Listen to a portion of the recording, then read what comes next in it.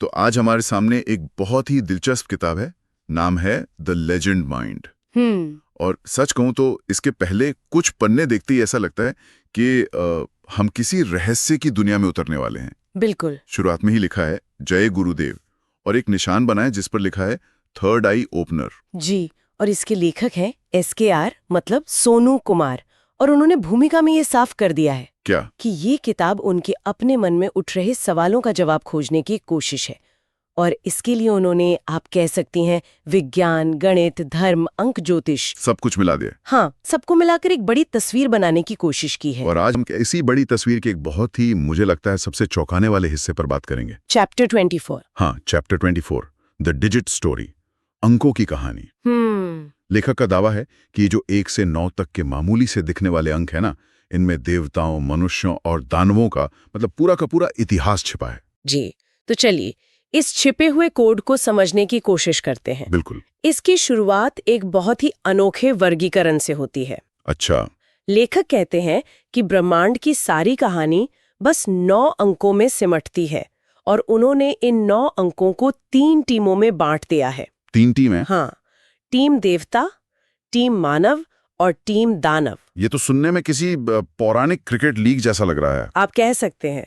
और ये सिर्फ टीमें नहीं है, हर टीम का एक पूरा स्ट्रक्चर है, एक ढांचा है पूरा। जी, एक पिता है जो टीम का कैप्टन है, एक गुरु है जो कोच है, और एक पुत्र है जो कह लीजिए टीम का स्टार प्लेयर है।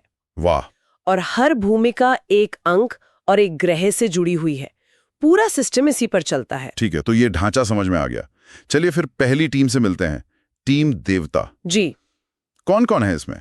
टीम देवता का आधार हिंदू पौराणिक कथाओं से काफी मिलता जुलता है, तो यहाँ हमें एक जानी पहचानी जमीन मिलती है। अच्छा। यहाँ कैप्टन यानी पिता है अंक 1 जो सूर्य ग्रह से जुड़े हैं। ठीक है। कोच यानी गुरु हैं अंक 4 जिन्हें बृहस्पति ग्रह का दर्जा दिया गया है। और स्टार प्लेयर यानी पुत्र हैं अंक 7 जो शनि ग्रह है। एक मिनट, यहाँ एक बात मुझे थोड़ी सी खटक रही है। बताइए। सूर्य यानी पिता और बृहस्पति यानी गुरु, ये तो समझ आता है, ये देवताओं के खेमे में ही गिने जाते हैं। जी, पर शनि देव को तो अक्सर एक क्रूर मतलब दंडात्मक ग्रह माना जाता है ना, कुछ हद तक अशुभ भी। लेखक ने उन्हें देवताओं के परिवार में वो भी पुत्र के रूप में क्यों रखा? बहुत अच्छा सवाल है, और यहीं पर लेखक का वो अनोखा नजरिया सामने आता है। देखिए, पारंपरिक ज्योतिष में शनि को भले ही मुश्किलों से जोड़ा जाता हो, लेकिन पौराणिक कथाओं में वो सूर्य देव के पुत्र हैं। हाँ, ये तो है। लेखक उसी पौराणिक रिश्ते को आधार बना रहे हैं। वो शनि को अशुभ नहीं बल्कि न्याय का देवता मान रहे हैं। न्याय का देवता? हाँ, एक ऐसा पुत्र जो अपने पिता के बनाए नियमों को सख्ती से लागू करता है। तो इस टीम में सूर्य रचयिता हैं, बृहस्पति मार्गदर्शक हैं और शनि वो जज है जो व्यवस्था बनाए रखते हैं। मतलब एक परफेक्ट डिवाइन टीम। बिल्कुल। ठीक है, तो देवता समूह की ये रूपरेखा तो जानी पहचानी पौराणिक कथाओं पर आधारित लगती है, लेकिन मुझे लगता है असली ट्विस्ट तो अब आने वाला है। हाँ, जब हम मानव समूह की बात करेंगे। बिल्कुल। यहाँ लेखक ने एक बहुत बड़ा दांव खेला है ना? बहुत बड़ा। अगर पिछला हिस्सा कहानी का एक तरह से सेटअप था, तो ये पहला बड़ा प्लॉट ट्विस्ट है। बताइए। मानव समूह में पिता यानी कैप्टन है अंक 2 चंद्रमा। ठीक है। गुरु यानी कोच है अंक 5 बुध ग्रह। और अब ध्यान से सुनिए, पुत्र यानी स्टार प्लेयर है अंक 8 जिसे लेखक यूरेनस ग्रह या राहु कहते हैं। एक मिनट, क्या राहु? मतलब वही राहु जिसे हम सदियों से एक असुर, एक खलनायक समझते आए हैं? जी, वही राहु जिसने देवताओं को धोखा देकर अमृत पी लिया था। लेखक कह रहे हैं कि वो दानव नहीं बल्कि मानव वंश का राजकुमार है। बिल्कुल।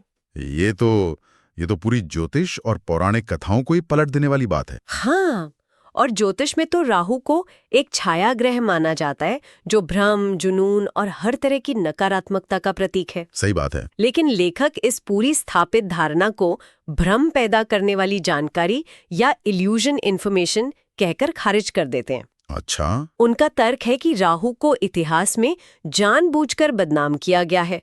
वो दानव नहीं बल्कि चंद्रमा का पुत्र है और मानव जाति का प्रतिनिधित्व करता है। ये तो बहुत ही बड़ा दावा है। मतलब लेखक ये कह रहे हैं कि जिसे हम विलन समझ रहे थे वो असल में हमारी टीम का हीरो हो सकता है। एक तरह से हाँ। पर अगर राहु मानव है तो फिर दानव कौन है? और यही कहानी का दूसरा बड़ा ट्विस्ट आता है। चलिए देखते हैं। टीम दानव। इस टीम के पिता यानी कैप्टन है अंक 3 मंगल ग्रह। मंगल, जिन्हें मंगला राक्षस भी कहा जाता है। बिल्कुल।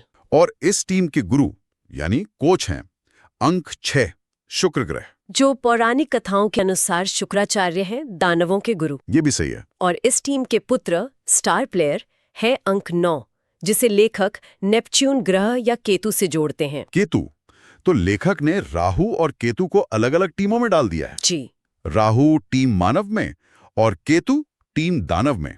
जबकि पारंपरिक कथाओं में तो वो एक ही असुर के शरीर के 2 हिस्से हैं, सिर और धड़। सही पकड़ा आपने। लेखक ने एक ही इकाई को तोड़कर 2 अलग-अलग वंशों का हिस्सा बना दिया। उनके सिद्धांत के अनुसार राहु जो मानव का पुत्र है और केतु जो दानव का पुत्र है, ये 2 अलग-अलग सत्ताएं हैं। ये उनके सिद्धांत का एक और क्रांतिकारी पहलू है। कमाल है। ये तो किसी फिल्म की कहानी जैसा लग रहा है, जहां अंत में पता चलता है कि 2 सबसे बड़े दुश्मन असल में भाई थे। हाँ। लेकिन यहाँ एक दावा ऐसा भी है जो सिर्फ पौराणिक कथाओं को चुनौती नहीं देता। मेरे हिसाब से ये पूरे ब्रह्मांड के नैतिक संतुलन की नींव हिला देता है। आप उन 3 गुरुओं की बात कर रहे हैं? जी हाँ। लेखक का कहना है कि देवताओं के गुरु बृहस्पति मतलब अंक 4, मनुष्यों के गुरु बुध यानी अंक 5 जी, और दानवों के गुरु शुक्राचार्य अंक 6, ये तीनों असल में सगे भाई थे। बिल्कुल। और ये सिर्फ एक रोचक तथ्य नहीं है, इसका एक बहुत गहरा मतलब है। क्या मतलब है इसका? इसका मतलब ये है कि अच्छाई, बुराई और मानवता, इन सब का स्रोत एक ही हो सकता है। अच्छा। लेखक के अनुसार इन तीनों के पिता एक थे, लेकिन उनकी माताएं अलग-अलग थीं। ये तीनों एक ही परिवार से निकले, लेकिन अपनी निष्ठा और अपने कर्मों के आधार पर उन्होंने अलग-अलग खेमों को चुना और उनका मार्गदर्शन किया। जी। ये सोचना भी कितना अजीब है कि तीनों लोगों को रास्ता दिखाने वाले कोच असल में एक ही परिवार से थे। ये कहानी को नियति से हटाकर चुनाव या चॉइस पर ले आता है। मतलब आप कहाँ पैदा हुए ये मायने नहीं रखता, आप किसका साथ देना चुनते हैं ये आपकी पहचान बनाता है। सही। आपने इस विचार का सार पकड़ लिया। यह इस किताब का सबसे गहरा दार्शनिक बिंदु हो सकता है कि ज्ञान किसी एक की बपौती नहीं है। बिल्कुल। देवताओं के पास भी अपना ज्ञान था, मनुष्यों के पास भी और दानवों के पास भी। और इन तीनों ज्ञान धाराओं को सिखाने वाले गुरु एक ही खून के थे। ये अच्छाई बुराई की लड़ाई को बहुत ज्यादा मानवीय और जटिल बना देता है। ठीक है, ये ब्रह्मांड का छिपा हुआ कोड, ये अंकों की टीमें और ये रिश्तों का जाल, ये सब दिमाग को घुमा देने वाला है। हाँ, है तो। लेकिन एक आम इंसान के लिए इसका क्या मतलब है? क्या लेखक ये भी बताते हैं कि इस सीक्रेट कोड का इस्तेमाल हम अपनी रोजमर्रा की जिंदगी में कैसे कर सकते हैं? हाँ, बिल्कुल। सिद्धांत को समझाने के बाद लेखक इसे व्यवहारिक धरातल पर भी लाते हैं। अच्छा। वो कहते हैं कि अगर हर अंक और ग्रह एक खास ऊर्जा से जुड़ा है, तो हम उस ऊर्जा से तालमेल बिठाने के लिए रंगों का इस्तेमाल कर सकते हैं। रंगों का? जी। उन्होंने सप्ताह के 7 दिनों के लिए ग्रहों के आधार पर भाग्यशाली रंग बताए हैं। अच्छा, ये दिलचस्प है। क्या है वो सूची? सूची बहुत सीधी है और इंद्रधनुष के रंगों से मिलती जुलती है।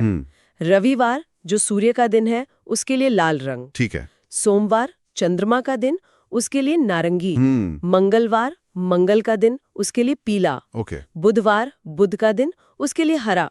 गुरुवार बृहस्पति का दिन, उसके लिए नीला। ठीक है। शुक्रवार शुक्र का दिन, उसके लिए जामुनी यानी इंडिगो। और शनिवार शनि का दिन? और शनिवार शनि का दिन, उसके लिए बैंगनी यानी वायलेट।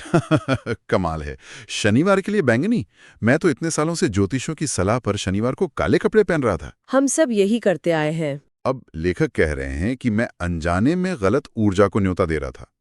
ये तो एक और प्रचलित मान्यता के खिलाफ जाने वाली बात हो गई। और लेखक इसके पीछे एक तर्क भी देते हैं। उनका कहना है कि काला रंग हर तरह की ऊर्जा को सोखता है, जिसमें नकारात्मक ऊर्जा भी शामिल है। अच्छा। वो इसे अंधेरी ऊर्जा से जोड़ते हैं। इसीलिए शनिदेव के दिन, जो खुद ऊर्जा के बहुत शक्तिशाली स्रोत हैं, हमें ऐसे रंग से बचना चाहिए जो नकारात्मकता को भी अपनी तरफ खींच ले। तो फिर बैंगनी ही क्यों? कोई और रंग क्यों नहीं? क्योंकि बैंगनी रंग को आध्यात्मिकता, विवेक और उच्च चेतना का प्रतीक माना जाता है। लेखक के अनुसार शनि की ऊर्जा दंडात्मक नहीं बल्कि आध्यात्मिक है। वो हमें हमारे कर्मों का फल देकर आध्यात्मिक रूप से बढ़ने में मदद करते हैं। सही। इसलिए बैंगनी रंग शनि की उस सकारात्मक ऊर्जा के साथ बेहतर तालमेल बिठाता है। ये एक छोटा सा बदलाव है, लेकिन लेखक के अनुसार इसका हमारी ऊर्जा पर बड़ा प्रभाव पड़ सकता है। तो द डिजिट स्टोरी के सफर में हमने देखा कि कैसे लेखक ने अंकों, ग्रहों और पौराणिक पात्रों को एक बिल्कुल नए, किसी फिल्म की स्क्रिप्ट जैसे ढांचे में पिरो दिया है। सही कहा आपने। राहु को हीरो बना दिया, केतु को विलन की टीम में डाल दिया और तीनों लोकों के गुरुओं को भाई बना दिया। जी। ये एक ऐसा नजरिया है जो सिर्फ जानकारी नहीं देता, बल्कि आपको हर उस कहानी पर सवाल उठाने के लिए मजबूर करता है जो आपने आज तक सुनी है। और शायद यही लेखक का मुख्य उद्देश्य भी लगता है। उन्होंने किताब की भूमिका में साफ लिखा है कि वो कोई अंतिम सत्य नहीं दे रहे हैं। अच्छा। वो तो बस एक बड़ी तस्वीर या एक मोटा मोटा खाका पेश कर रहे हैं। वो चाहते हैं कि दूसरे बुद्धिजीवी लोग, जैसे वैज्ञानिक या गणितज्ञ, इन विचारों को एक शुरुआती बिंदु मानकर इन पर और गहराई से काम करें। मतलब ये एक बंद जवाब नहीं, बल्कि एक खुला हुआ सवाल है। बिल्कुल। ये वाकई दिलचस्प है। ये पाठक को सिर्फ जानकारी का एक निष्क्रिय उपभोक्ता नहीं बनाता, बल्कि उसे खुद एक खोजकर्ता बनने के लिए प्रेरित करता है।